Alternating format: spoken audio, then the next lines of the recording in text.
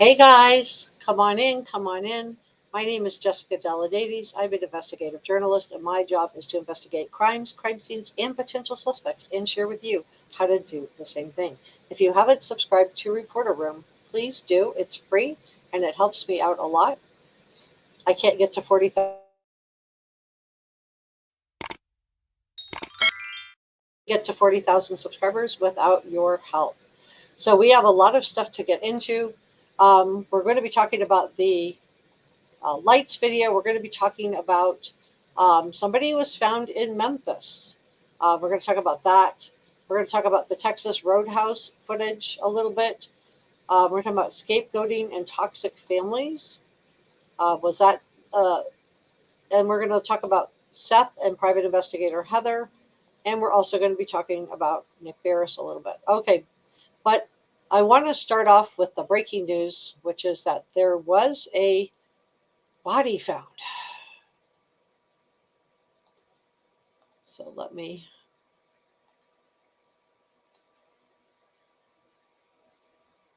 make sure we're all looking at the same thing. Yep, let me move myself out of the way. Okay.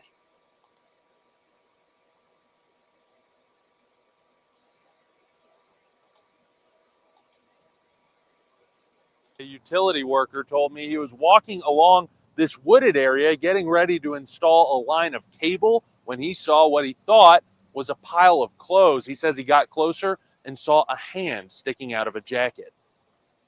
As I got closer, I seen fingers, and that's when I made the call first. Fox 13 was on the scene as investigators canvassed a small wooded area along Shelby Drive, just feet from a power substation. Squad cars surrounded the site. Plainclothes officers climbed in and out of a ditch where the body was found and eventually carried it out in a white tarp and loaded it into a van. So we don't know who this is, but let me just share with you what we do know.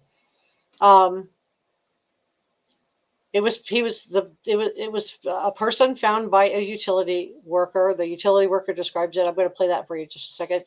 The remains had been there for a while. I'm watching my words here. The D comp, and the person that was found was wearing a gray hoodie with black pants and black sneakers. So I don't know who this is, but I do,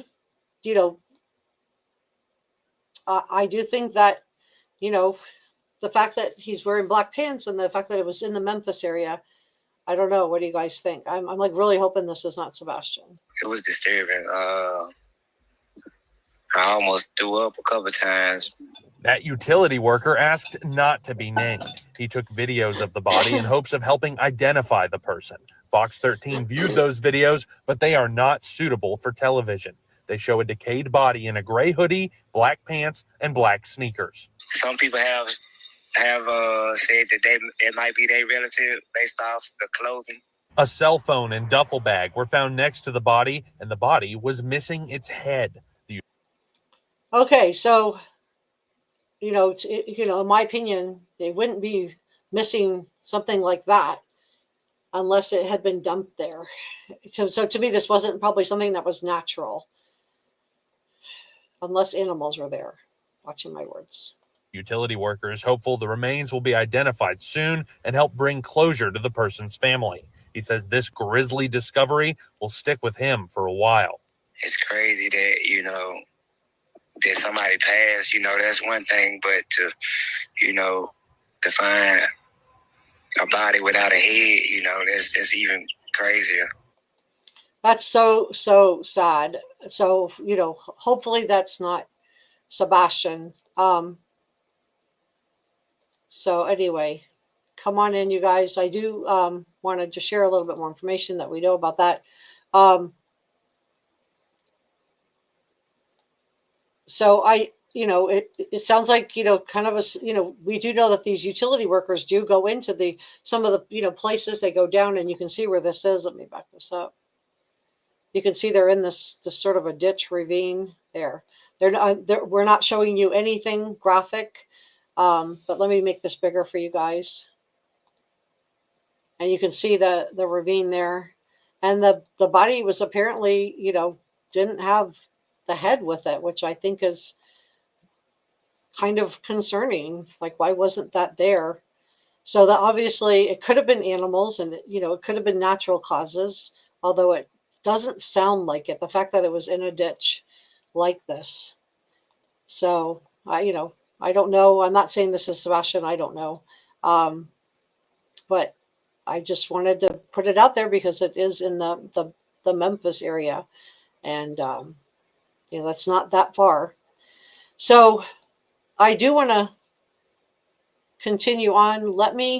We talked about the lights last week, or last live stream, and let me see if I can pull this up.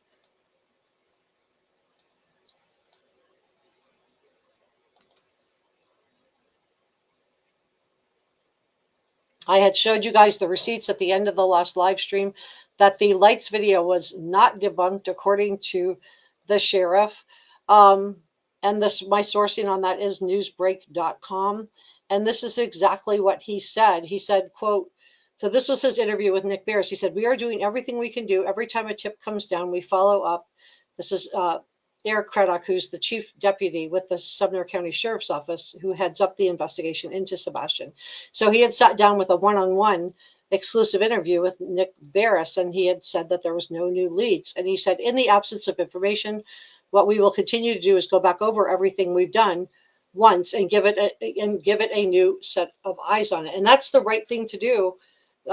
That's what I do as a journalist too. I go back over everything and over it again and over it again to just see if there's anything else that I missed, or sometimes I can put pieces together that didn't make sense at the time that makes sense now. To that end, Craddock said that the searchers had found the glasses. We already know that those were not Sebastian's. He said that the parents continue to fully cooperate. He said, we have not cleared anyone, but we have no evidence to support foul play. So they haven't cleared anyone, but they don't have evidence to support foul play. They haven't found Sebastian. And then Nick Barris asked him about the exclusive home lights video obtained from the neighborhood the night Sebastian disappeared. And you can see 2 suspicious light sources, which we circled in an area behind where Sebastian lived. Since we aired the video last month, and Craddock said, quote, it has no evidentiary value. So that's where people are getting that statement from. But if you continue to read the article, Nick says, can you tell me whose lights they are? And Craddock says no. And Nick says, why? And Craddock says, because the investigation remains ongoing. So Nick presses again. He says, could it play a role down the road? And then Craddock answers him, we don't know what we don't know. So yes, it could play a role, he said.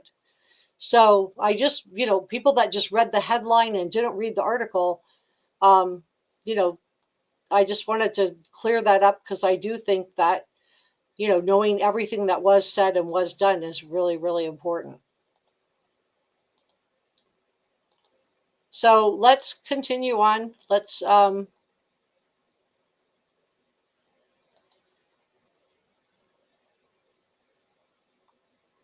grab this. I do want to talk about, let me close this out. Let me close a couple things out that I don't need. Make it easier. Okay, so I do want to talk a little bit.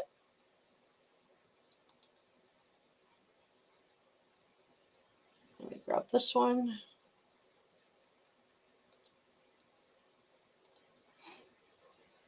Sorry, I've got things open because I did the other live stream too, but let me grab this. All right. Okay, so we are going to be talking about Nick Barris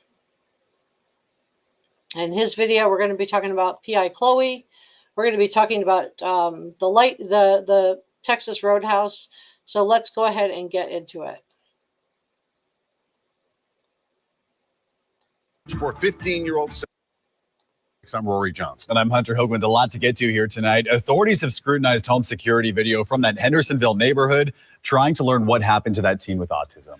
Now you can take a look for yourself. Our Nick Barris obtained video that appears to show 2 people near Sebastian's home the night his parents say he disappeared.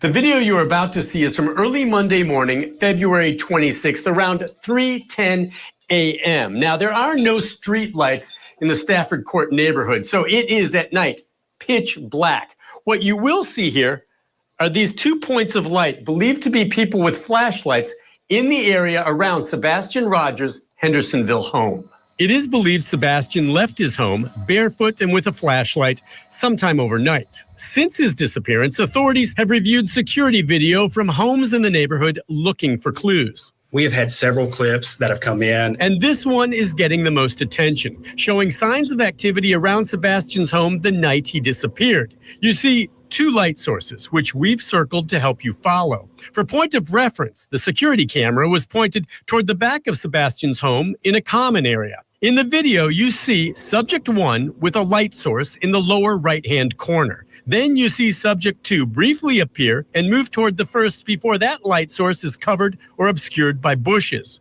Subject 1, a few seconds later, then moves out of frame.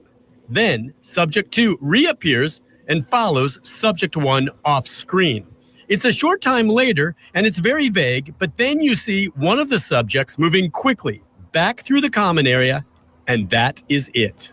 I know, there's not much to see here. You certainly cannot identify anyone, but those close to the investigation tell me the mere fact that there is now evidence that someone is in the area around Sebastian's home is significant. This video shows suspicious activity in the immediate area the night Sebastian disappeared. Could one of these subjects have been Sebastian?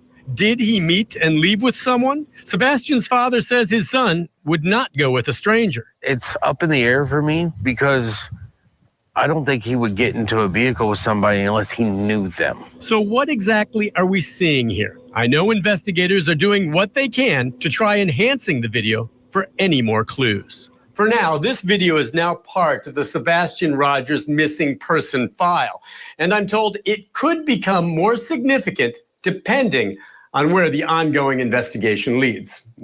So that's not a debunk. This isn't relevant. So I just wanted to address that because I was having technical issues during the last live stream that I did, which I'm thankful I'm not having this today. But I did just want to address that because people were asking me about this, and so I just thought, well, let me just address it. And then we have this. Let me move myself over here.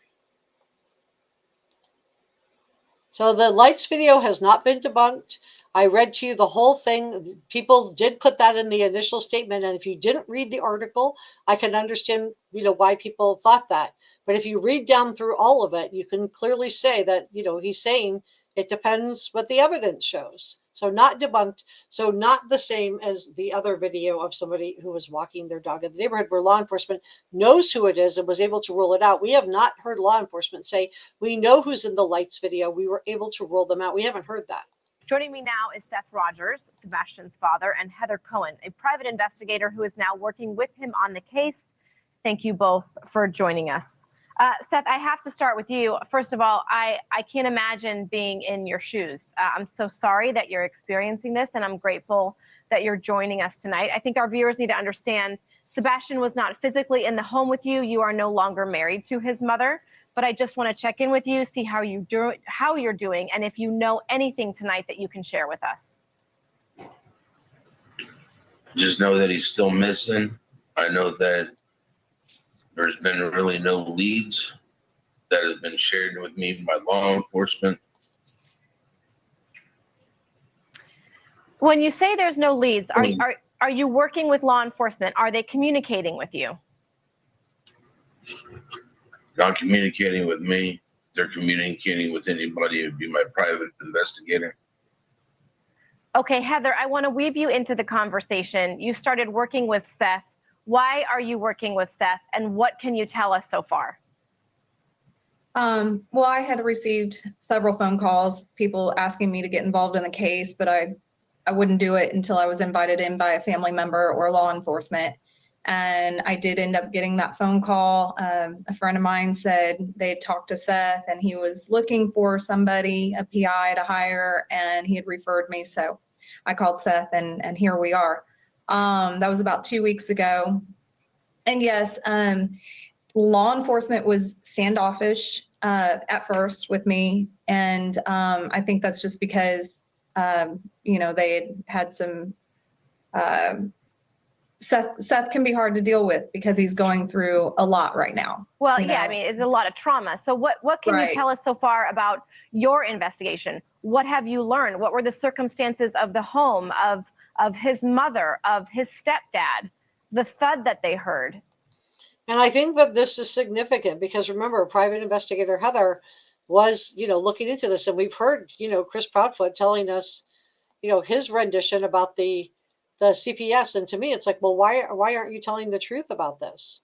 And we know what a high risk having a step parent in the house or a boyfriend or something like that can be, especially if your child has special needs. And, we all heard about Lori Vallow Daybell and the fact that she allowed the child that she and Charles Vallow adopted together, JJ, to be carried out by her creepy brother, Alex. And JJ was not seen again until law enforcement found him buried in the backyard with his sister Tylee of Chad Daybell. And we've all seen scenarios where, a parent wants either a new boyfriend or girlfriend, such as in the Susan Smith case, where she puts her two boys into the back of the seat in the vehicle, straps them in, and watch them sink into a local lake, all because she wanted a new life with a new boyfriend. Casey Anthony was found not guilty, but some people do think that she did away with Kaylee Marie to have a new life with a new man that she was dating. And, sadly for Sebastian Rogers, he was under the control of a step parent who, in my opinion, and this is my opinion, did not care for him. Chris Proudfoot has tried to say now that, he misses him and he cares for him. But I think that, Chris Proudfoot wanted Sebastian to be gone. And the evidence is that, one, he was actively trying to give Sebastian away to Seth, and Seth couldn't take him right then and there. And then we're also hearing that he and Katie were looking into boarding schools. So they didn't just want Sebastian gone right away. They wanted Sebastian. They didn't just want Sebastian gone at some point. They wanted him gone right away. So when Seth Rogers could not take Sebastian fast enough, and imagine how awful this would have felt to Sebastian. He was 15 at the time. So we've all heard about Chris Proudfoot bragging about disciplining Sebastian, and it must have been heartbreaking for Sebastian to be under the control of someone so domineering as Chris Proudfoot, and to have CPS come out to the house and to not have your mother advocate. Listen to this. Well, I can tell you that from my investigation, I believe that this is a domino effect of events. I believe that we have to go all the way back to probably December and January are going to be key months. There are a lot of events. There was a lot of turmoil surrounding Sebastian. We know that Chris Proudfoot was in the middle of a custody battle with his ex-wife. We know that the daughter did visit over Christmas break. We know that Sebastian was with Seth during that time. I'm telling you, in my opinion, this is just my opinion, but I think that the way that Chris Proudfoot reportedly treated Nina Gomez's children from her prior marriage tells me a lot about Chris Proudfoot. Past behaviors are great predictors of future behavior. And we can look at Chris Proudfoot's past behaviors, the fact that, he kidnapped Faith. He took Faith. He didn't have a court order. He did not have custody of her. She was in the custody of Nina Gomez. And we also hear from Nina Gomez that, he didn't treat her children from a prior relationship well. And the fact that Chris Proudfoot lied about the Child Protective Services on Nancy Grace tells me that this was a sensitive topic for Chris Proudfoot, and one that law enforcement has probably also viewed in a similar way. The fact that he described Child Protective Services as having taken place 3 years ago, when we find out from PI Heather, and also when Chris does an appearance later, lies are hard to keep track of, allegedly, in my opinion, but he tells a different version of it. To Smiley Story World, where Sebastian was 15 at the time. And whereas on Nancy Grace, he said it happened 3 years ago. And let's listen to PI Heather. We know that that there was a DCS referral in, I believe, February to the Stafford home. That call was likely determined to be unfounded because the case was closed and that file is restricted at this time. I know Seth has tried to find out more about that call and he has been unsuccessful in doing so.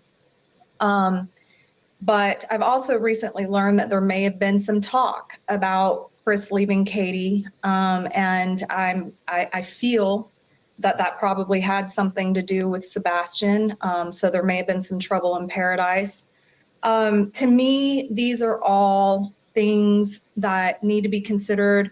Could these things have led up to maybe Sebastian just feeling a certain kind of way, right, and leaving? You know, if he overheard a conversation between Chris and Katie where Chris is saying he can't deal with it anymore, he's out, whatever, you know, that right. could have been motivation for Sebastian to just leave. Seth. So, you know, that to me, and I just think the fact that I think Chris Proudfoot would have blamed his marital issues with Katie on Sebastian, because I do think Sebastian was being scapegoated. This is just my opinion. Everything I'm sharing with you is my opinion. So I'm not saying Chris Proudfoot did anything to Sebastian, but this is such a big red flag. Just the fact that he went on Smiley and he told that, you know, said the CPS worker admonished Sebastian in a private conversation between Sebastian and the CPS worker outside. So that tells me one of two things. Either one, Chris Proudfoot is completely lying about this, what the CPS worker told Sebastian, that she admonished him. That never happened. That's a lie. Or number two, Chris Proudfoot was listening at the door to a conversation that was supposed to be private between Child Protective Services and Sebastian Rogers. Either way, it shows that Chris Proudfoot has a lot of sensitivity around the CPS cases, and, you know, motive, means, and opportunity. I think wanting to get custody of Faith and seeing Sebastian as an obstacle to that, and blaming Sebastian, also scapegoating Sebastian for his own failings in his marriage with Katie Proudfoot, making it someone else's fault instead of addressing his own behavior, the way he relates to people. You know, I think Sebastian would have made an easy scapegoat, in my opinion. The other thing that's notable in this conversation is that and Chris Proudfoot, even in the interview with Smiley, he's almost laughing gleefully at the fact that Sebastian had been told this by a CPS worker, which I just found disturbing in the you know, from the point of view that Sebastian was missing when he told the story. The other thing that's notable in this conversation is that Katie says absolutely nothing to the CPS worker in this rendition by Chris Proudfoot to Smiley Storyworld. And it doesn't sound like Katie Proudfoot stood up for Sebastian at all with Child Protective Services. And I think that, you know, Sebastian was being used by the Proudfoots as a scapegoat for their marital problems. And this is something that we see commonly in some people who have narcissistic traits. And I'm using narcissist as an adjective. I'm not a medical professional, so I'm not diagnosing anybody. But I believe somebody with narcissistic personality traits wouldn't be taking responsibility for the fact that he couldn't get custody of Faith. He couldn't get custody of Faith because of his own behavior, for the fact that he had, you know, basically kidnapped Faith, in my opinion, taken her from somebody. He did not have custody. He did not have the right to prevent a baby from being with its mother. This is evidenced by the fact that he had to return Faith to Theta, but he tried to take her without a judge's order, without going to court. So I think that, you know, his inability to get custody of Faith didn't have anything to do with Sebastian. I think it had to do with his own behaviors. But I think for somebody like Chris Proudfoot, who views himself as superior to other people, I think it would have been really hard for him to look inward and put the blame on himself and take the responsibility that, you know what, I didn't act the right way. I didn't handle that with Nina very well. You know, I need to go to counseling and work through some issues before I try to get custody of Faith. He didn't do any of those things. Instead, he's just trying to give away Sebastian because Sebastian's reporting on him, using a belt on him, even though he denies to Nancy Grace that that was the reason. And he lies to Nancy Grace and tells her these CPS reports were from 3 years ago. So I think he could have gone to court. He could have requested custody of Faith the right way. He could have taken responsibility for his poor behavior. And, according to Psych Central and family units, when a parent or caregiver has narcissistic personality disorder, it's very common for there to be a family scapegoat. And maybe you have experienced this in your own family. Tell me if you have. And this is, somebody blaming you, or in this case, Sebastian, and it's a way to deflect from the real problems. So I believe that the fact that when we hear the rendition of Katie talking about her last conversation with Sebastian, where she says, I love you and I love the puppies too, she doesn't in any of her renditions, her 3 different versions, tell us that she told Sebastian she loved him. Was anybody telling Sebastian that he was loved, that he was precious, that he mattered? So I think that scapegoating a person in the family is just a way to unload all of their issues onto Sebastian. And this child, I believe Sebastian was blamed. I believe he was shamed, which is really typical for households with dysfunctional problems. And I believe that Chris and Katie Proudfoot, Chris was on his 5th marriage. Katie Proudfoot, reportedly didn't have a good home life. It was a 2nd marriage for her. I think that Chris's inability and Katie's inability to have a good marriage was being blamed on Sebastian, which is why they saw giving Sebastian to Seth as a solution for their marital issues. In a healthy family, the parent's role is to support the child's development and well-being. And I believe Katie did try to prove this by taking pictures of Sebastian while she was at the Texas Roadhouse restaurant. I believe those pictures were taken, in my opinion, to show what a good mom she was and how great she was. She was giving Sebastian the best day ever. But it does make me wonder if there was a golden child scapegoat dynamic in this household, and that maybe Faith was being the golden child, and then Sebastian is the scapegoat. So I think Sebastian would have been very stressed out, in my opinion, living underneath the rule of a man like Chris Proudfoot. I don't think Chris Proudfoot was the loving, kind father that he wants all of us to believe he was. I don't believe he saw Sebastian as his son, which is how he refers to him now after hearing all the feedback from all of you guys. Now, with that said, I'm not saying Chris Proudfoot did anything to Sebastian. I'm just saying that it's worth noting. And if we're noting it, law enforcement is probably noting it too. And I think Sebastian would have felt a lot of shame and humiliation in his home with Chris and Katie Proudfoot. And it does make me wonder what was really going on in that 3-hour phone conversation. And I'm giving that bunny ears because I think that phone conversation was closer to 2 hours and 20 minutes, depending on which version of that phone call you believe. So I think that the lack of support from either Chris and Katie in Sebastian's life would have made Sebastian question his own perception of reality. And this can create what's called a cognitive dissident, which is just a fancy way of saying it causes, a child to doubt their own senses and their own ability to read a situation, which is why Sebastian was beginning to question what was real, maybe allegedly, and what was not real. Imagine if Chris Proudfoot's recounting and retelling of the CPS worker is true, and the CPS worker actually admonished Sebastian for reporting to his teachers that his stepfather was using a belt. Imagine how this would have made Sebastian feel. And when Chris Proudfoot was talking to Smiley Story World, he said that, the CPS worker said that, quote, he was okay with it. Now, I just don't think that most people would believe that Chris Proudfoot would have been okay with having CPS come to the house. I think Chris Proudfoot was staying in Memphis and not coming home for the month of February for one of 2 reasons. Number 1, CPS told him not to come home while they investigated it. Number 2 was he was withholding emotional, financial, and physical support from Katie Proudfoot in an effort to pressure her to get Sebastian out of the house. He wasn't going to come home till Sebastian was gone. And, we kind of have a sense of that Chris Proudfoot is capable of doing something like this because of his relationship with Nina Gomez. And Peter Hyatt, statement analyst, who is no longer with him, God bless him, he said that, for the most part, he believed Nina's story, that he felt like she withheld some things that made her look bad, but he believed what she had to say. He found her believable. He found her reliable, were his words, reliable.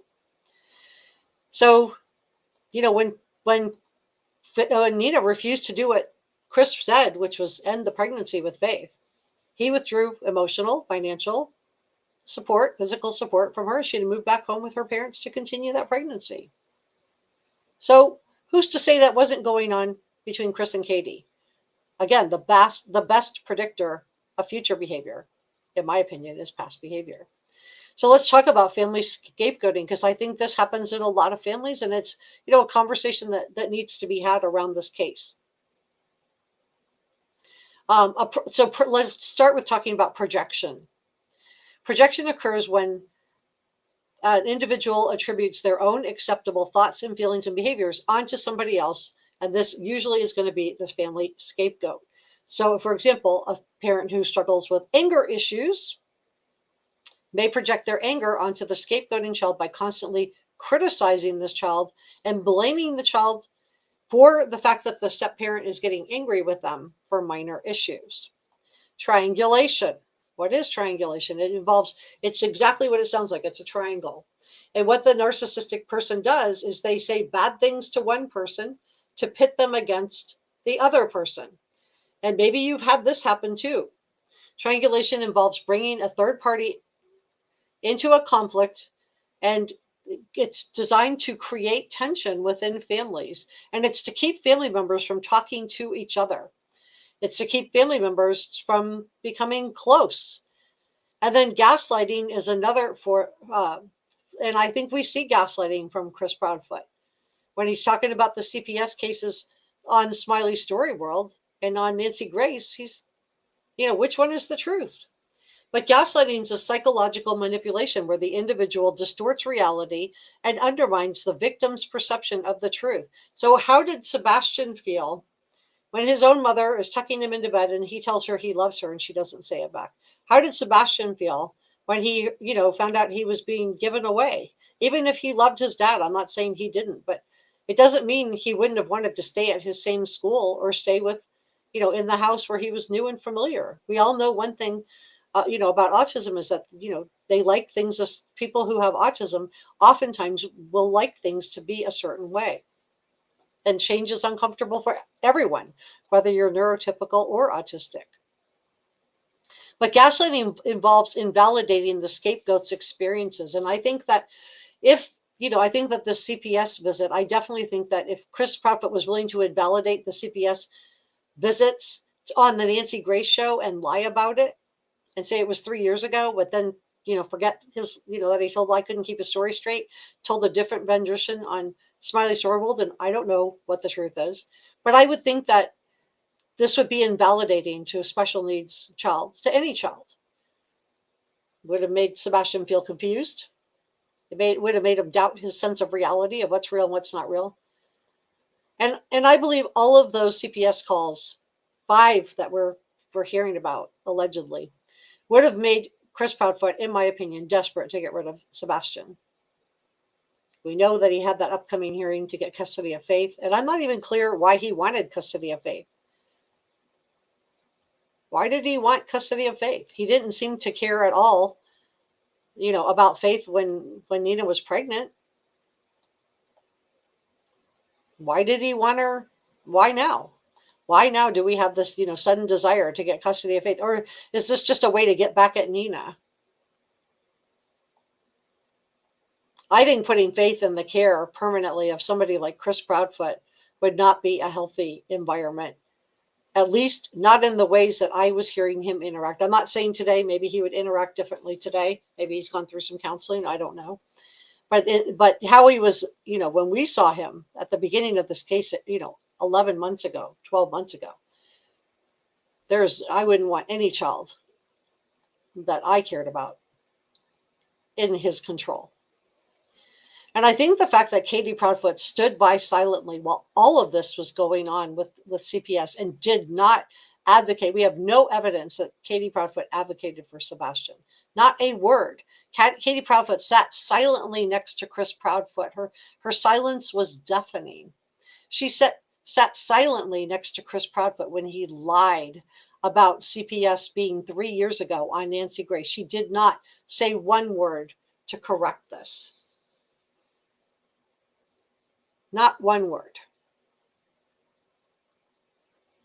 And this video, let me show this one.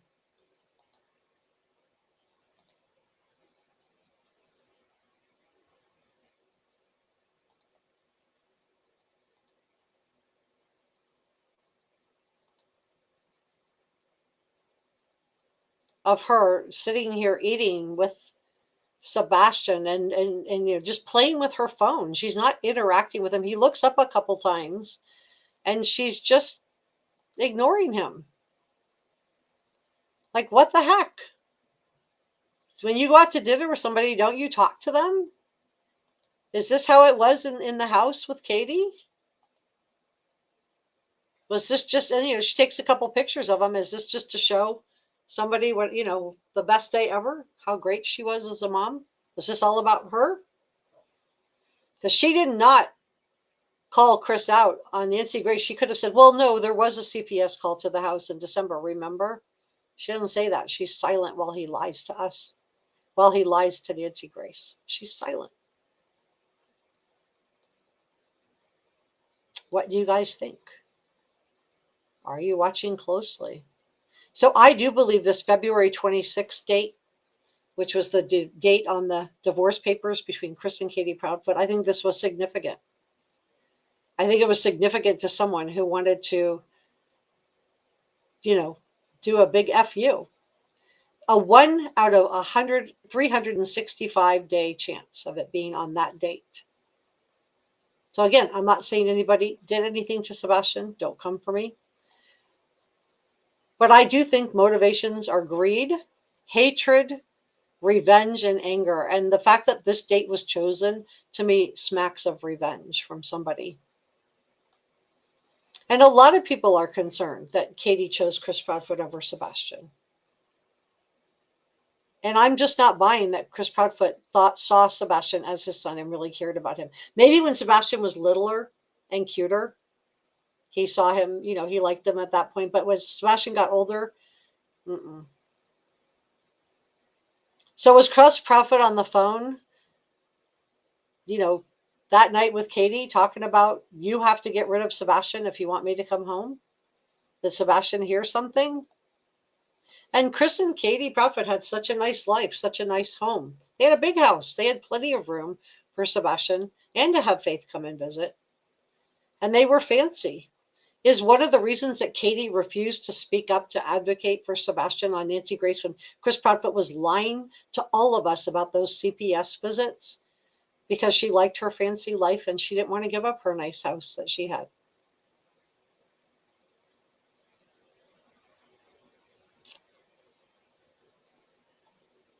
I don't know. What do you guys think? Are you watching closely? So when Katie could not rehome Sebastian fast enough, and that's an awful word to use, but I think it applies here. I think it applies here. And that I do believe that Sebastian was being scapegoated. I do believe that Sebastian was a target. And I think that Katie looked around at her nice house and her nice things and realized that she, you know, taking care of a child with special needs was became a teenager. You know, she's talked about in interviews that he was growling. And, you know, maybe he was harder to handle. He wasn't the cute little kid anymore. He was turning into a man. And I'm not saying she did anything to Sebastian, but it seems like she was definitely willing to give up Sebastian to Seth.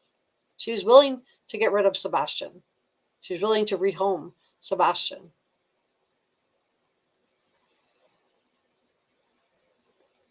And I think that's a problem.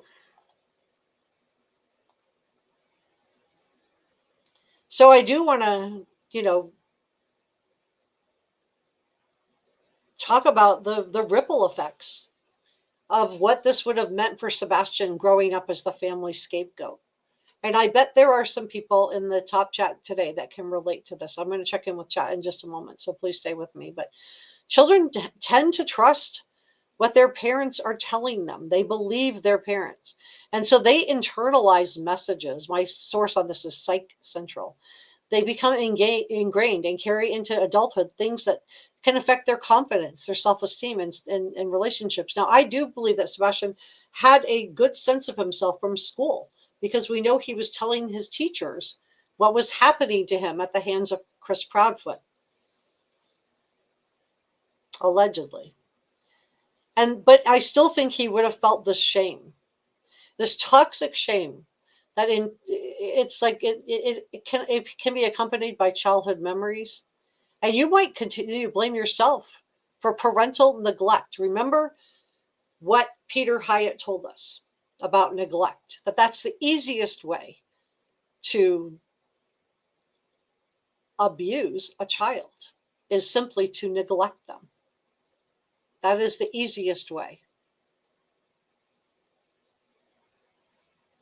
Trust issues because of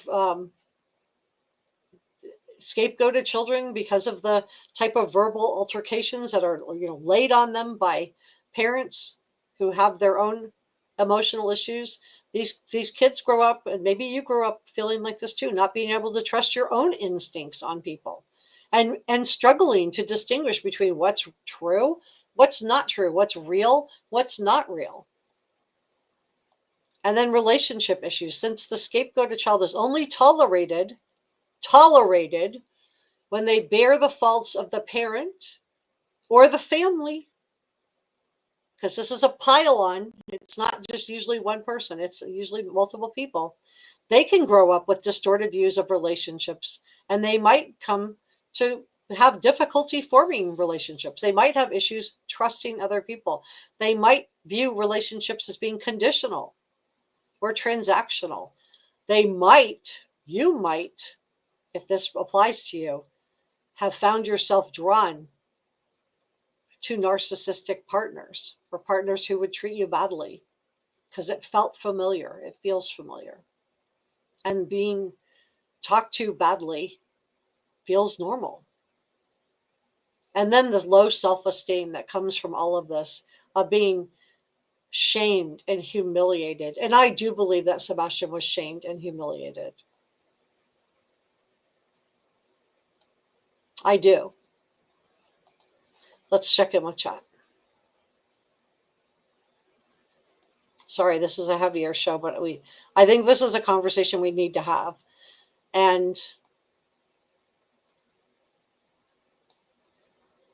Alicia says, the fact that Chris Proudfoot sent so many moles in to spy on Seth and to control what Seth did, sending Seth on a wild goose chases, claiming they were leads, both Chloe and Heather. I have never seen anything. I don't want to I want to be careful. I don't want to get into a lawsuit. There's so many lawsuits flying around on this case. So just make sure you put down that it's your opinion when you're sharing something. Just protect your own self. This is good. Radmilia says, in my opinion, and I'm saying this is good because she's saying it's in her opinion, that she believes that Chris Proudfoot is manipulative and Jody says, I agree. No Name says, in my opinion, he didn't care much about his daughter either, because he knew how much his daughter cared for Sebastian. Her mother verifies that they always wanted to talk to her brother on the phone. Yeah, so this was never about Sebastian. He tried to blame it on Sebastian, in my opinion. But I don't think his inability to get custody of Faith had anything to do with Sebastian. This had to do with his own behavior, right? This was his own behaviors that led to this. And who's responsible for this? He is. Chris Proudfoot is.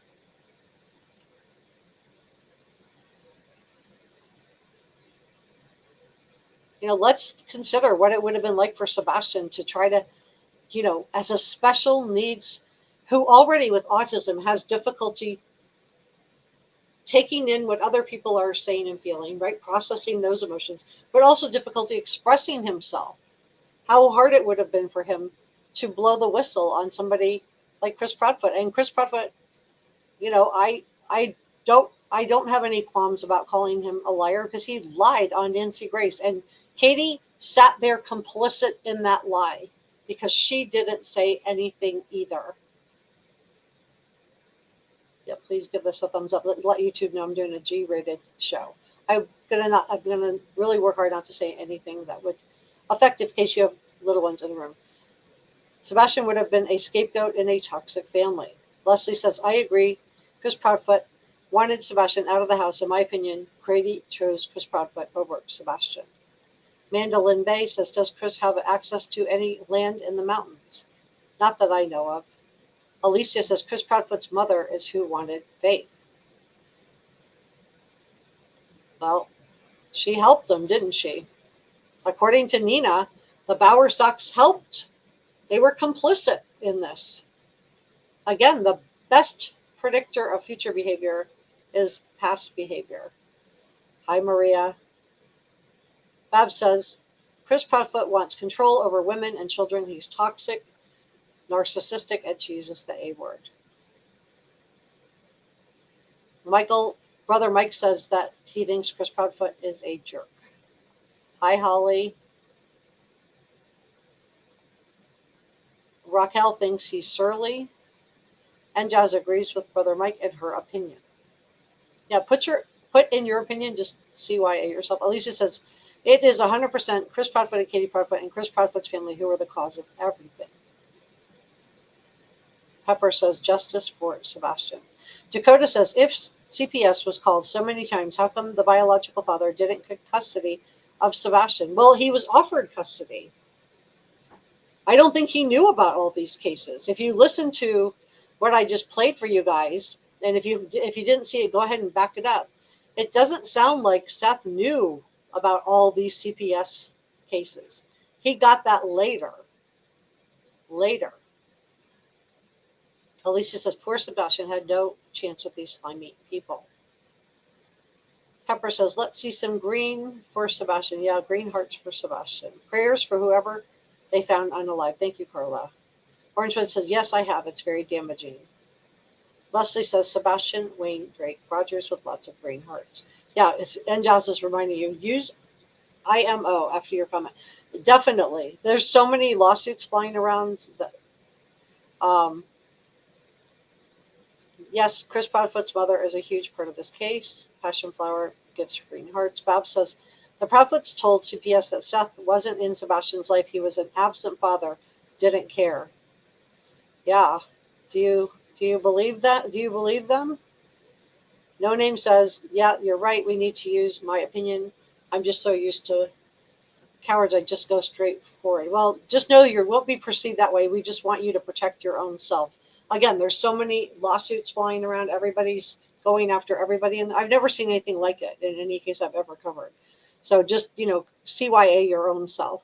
Marie says, Chris Proudfoot didn't want Faith when Nina was pregnant with her, according to Nina. So why until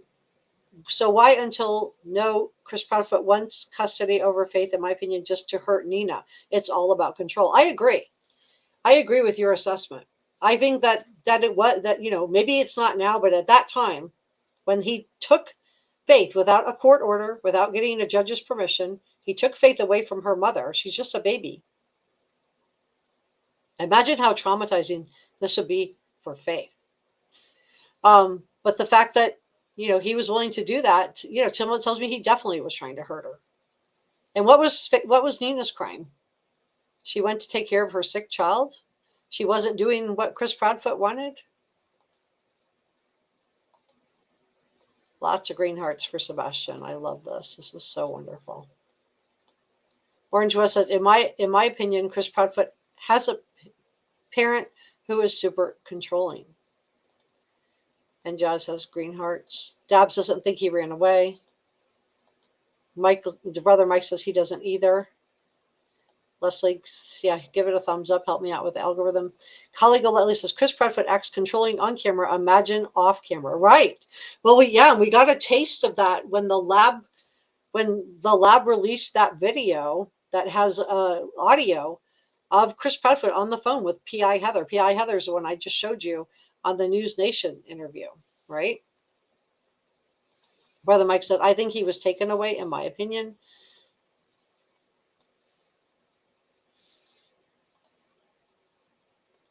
JD says, if it's not Sebastian's, I watch where a man found poured concrete behind the Proudfoot's house. Video is on YouTube. Thank you for sharing that, JD.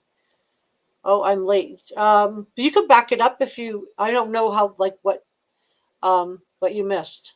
Laney said, that's horrific. In my opinion, kids with autism are already prone to having issues determining what is real and not real. That's just sickening. Yeah, imagine your emotional blackmail. Exactly. Raquel says, being married 5 times shows a person has issues loving someone, in my opinion. Yeah, I think he would view relationships, it seems like, allegedly, in my opinion, that Chris Proudfoot views relationships as very transactional. PNW Patriot says, thanks, friends. I'm trying to catch up. Do we have any recent updates? I went through the updates right at the beginning, just back up the live stream. Dab says, Raquel sounds like anger problem. Maria says, in my opinion, Katie Proudfoot took pictures of Sebastian to show it to Chris Proudfoot when Sebastian was eating at the Texas Roadhouse. In my opinion, Chris Proudfoot was controlling what Sebastian can and cannot eat. Oh, that's very interesting. I've never heard that before. This is why I love reading your comments. And thank you to NJAS for gifting a reporter room membership. If you got that membership, please let me know. We're going to talk more about narcissistic families and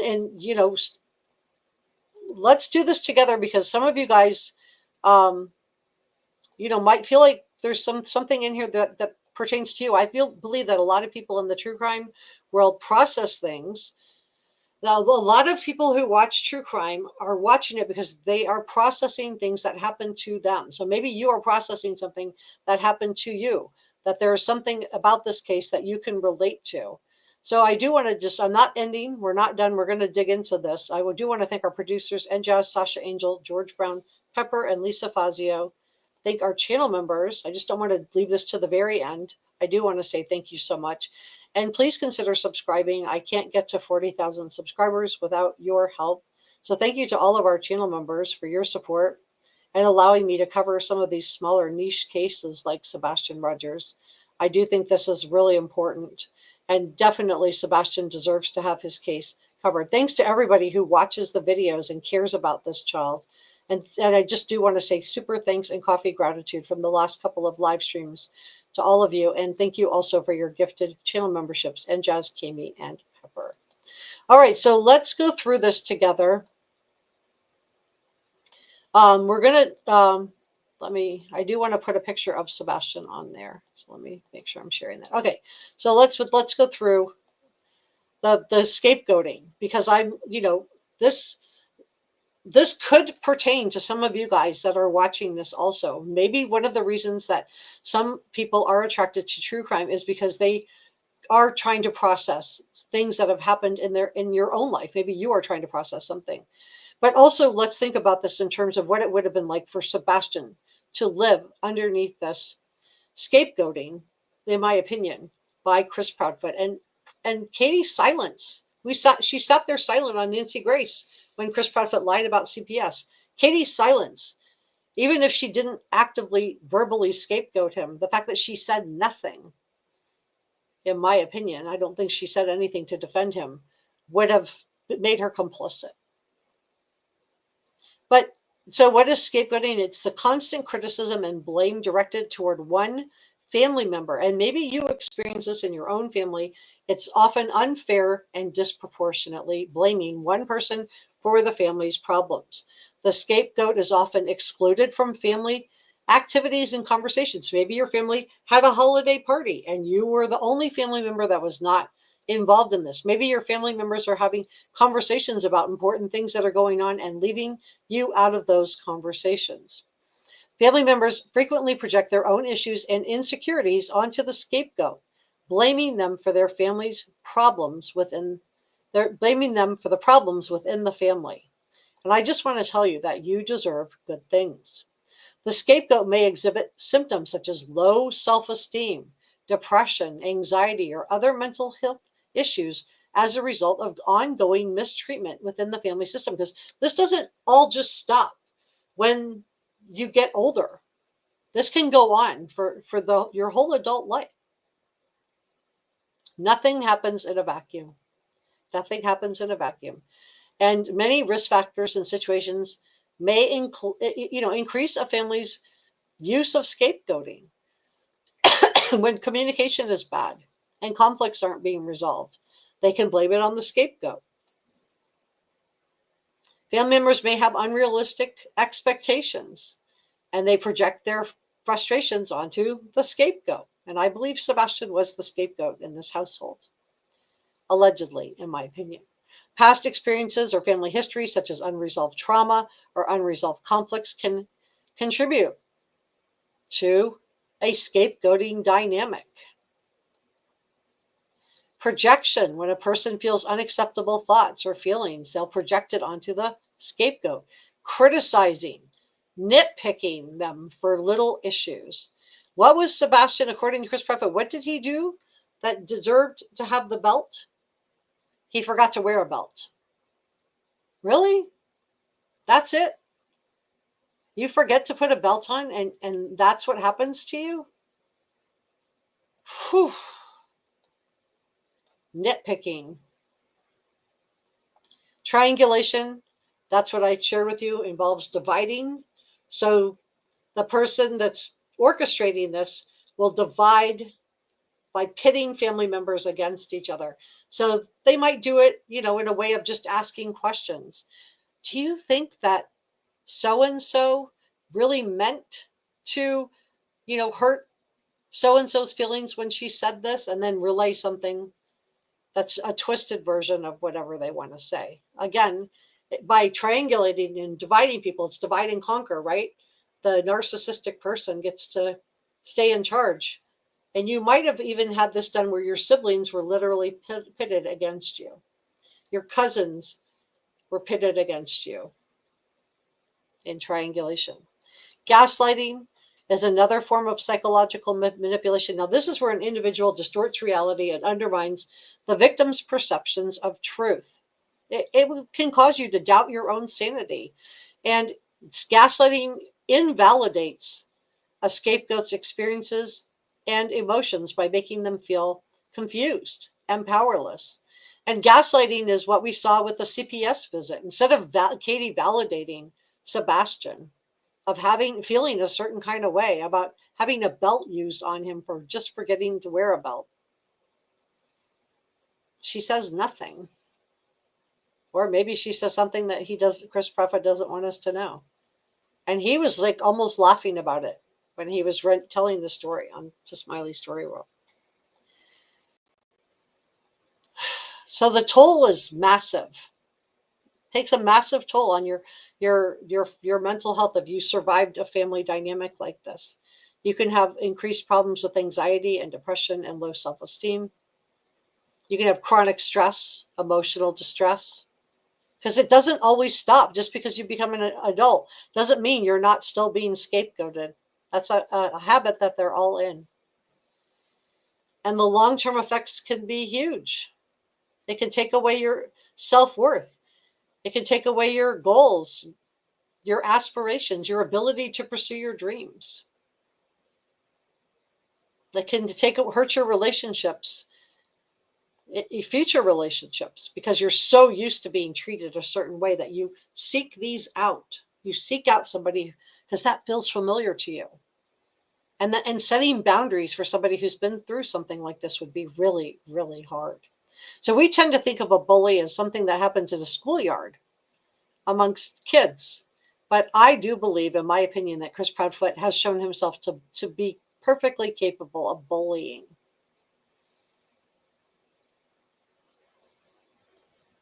I believe he nitpicked Sebastian, just the belts, the fact that was his rationale for using it.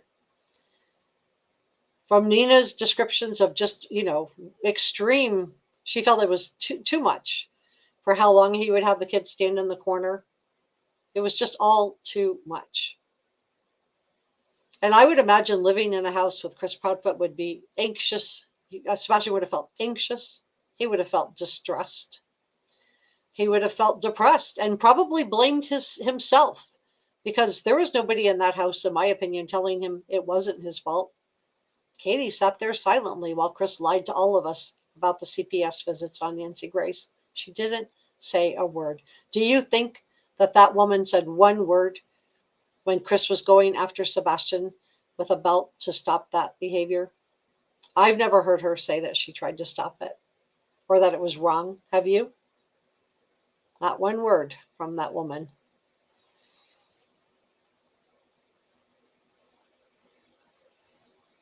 Not one word.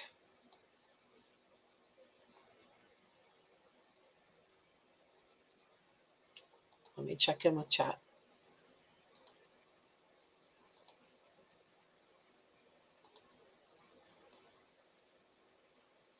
Oh my gosh, I'm loving all these green hearts for Sebastian. Pepper says, when Katie Proudfoot didn't speak up for Sebastian then, that told that poor child a lot. Like it don't matter if they hurt you, no one will believe you, in my opinion. Yeah, I think that would have definitely been like gaslighting, right?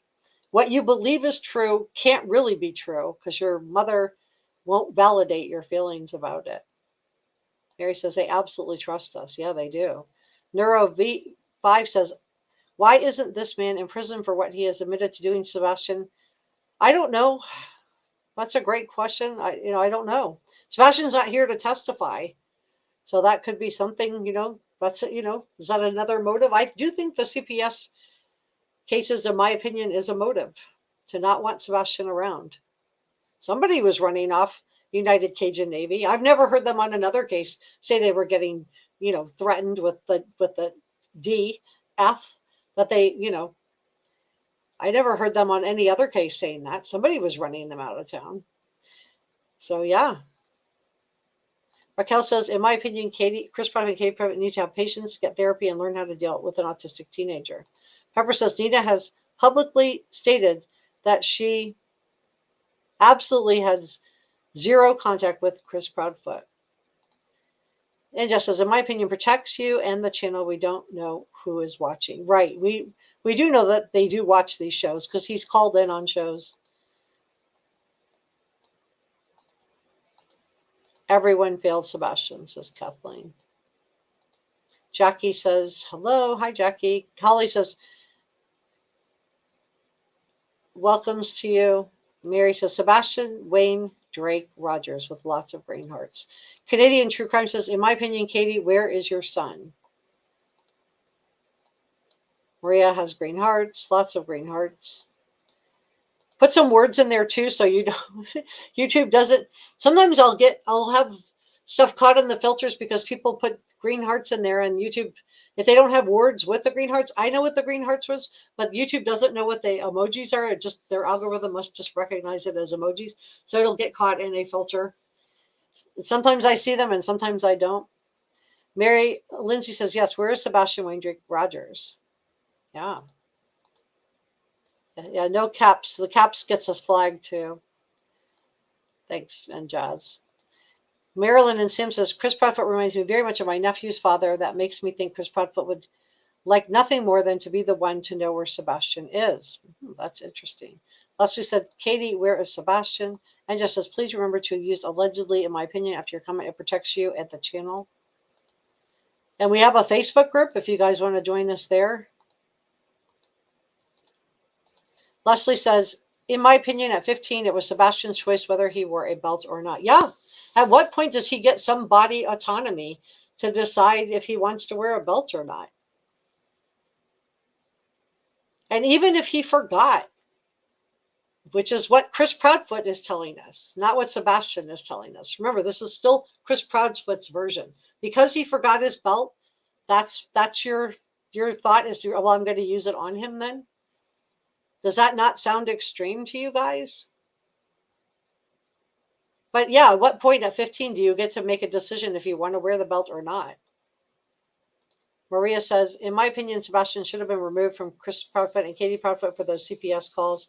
Sebastian wouldn't have been missing, in my opinion. Chris Proudfoot failed Sebastian, in my opinion. Yeah, and should we be doing something, for child protective services? Do these people not get paid enough? Do they not have too much of a caseload? Michael's saying he's 152 thumbs up. Thank you so much for the thumbs up, Michael. And Jess says she has the same thought that you do, Maria. Neuro5 says PTSD is the biggest one. Marilyn says, in my opinion, Katie Proudfoot is worse than Chris Proudfoot because she let this happen. I think her sitting by while Chris Proudfoot lies on the Nancy Grace show and not saying a word tells me a lot about how Katie Proudfoot probably interacted in private. That's how she behaves publicly. Why should we believe she behaved any differently privately? What do you guys think? Raquel said, I wonder if Katie Proudfoot ever defended Sebastian to Chris Proudfoot. I don't know. Yes, PTSD. Brad Milla says, Mom May or Wild Wolf says, yes, Chris wanted to hurt Nina and his mommy. And Katie wanted Faith because she was a little girl and they didn't want a boy meeting Sebastian, in my opinion, just because Mommy Dearest wanted Faith. And I just don't think that Faith should be in that house. I would not entrust these two. If I were Nina and I would be so nervous to even send her for holiday breaks. I guess Faith is old enough to speak out for herself. Leslie says, in my opinion, Chris is the way. It's Chris's way or the highway. Walking on eggshells, Michael says. Yep. Leslie says, no, people think she's bullied. I think she's just as bad as Chris Proudfoot. Yeah, she didn't correct. She hasn't corrected anything. I don't know how she is. She seems nice.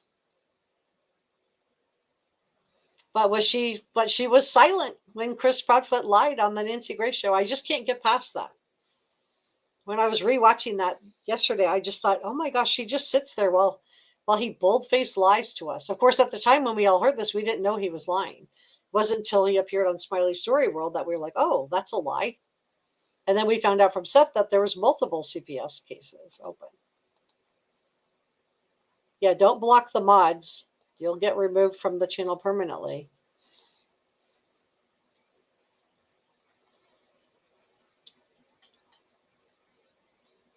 Chris had a court case with Faith, and Sebastian and her daughter were supposed to testify or talk to the judge, and then Sebastian comes up missing. That's not a coincidence, in my opinion.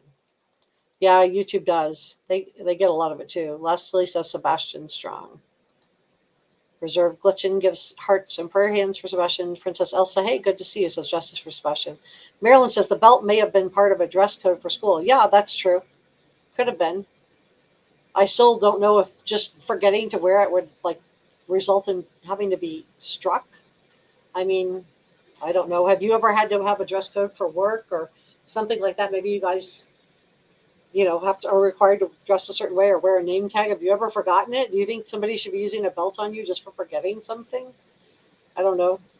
When I saw Katie parking at the Texas Roadhouse and I realized she was using a handicapped space and thought about Sebastian, being special needs and needing that handicapped space, it just did really break my heart that anybody was putting their hands on him. Rich said, the Misinformation Channel, People Magazine, what is the deal with Idaho? Oh, well, Rich, who's your source of information, I guess what I'd say. But you're not even, why are you in here in this chat talking about this here? I don't get it. Why are you here? This is not the Idaho 4 case. This is about Sebastian. If you want to talk about that case, go leave a comment under that video. Don't bring that over here. This is Sebastian's time. This is about Sebastian.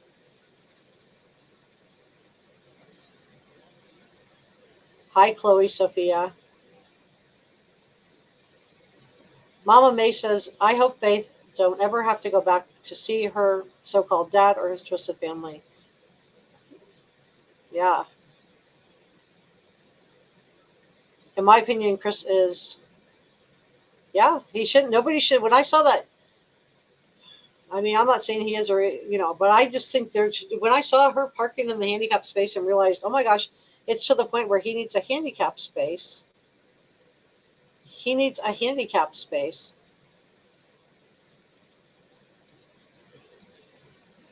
Nobody should be putting hands on Sebastian. Thanks, Pepper. Well, guys, I think I'm going to leave it there. Let me know what you think about all of this in the comment section below. I'm very curious to hear your input on this. And I will see you guys on the next live stream. I'm going to be scheduling one later today, so be on the lookout for that. And tomorrow I have a Brian Kohlberger video coming out at 5 p.m. Eastern time. So I hope to see you in the top chat for that. And if you want to discuss the Brian Kohlberger case with me, I'm happy to do it. Just please do it under the Brian Kohlberger videos. Please don't bring that into a Sebastian Rogers video. It's just not the, it's not the same thing. This is a missing special needs child. So I just do want to honor Sebastian's time with that. So thank you so much for joining me, and I will see you next time.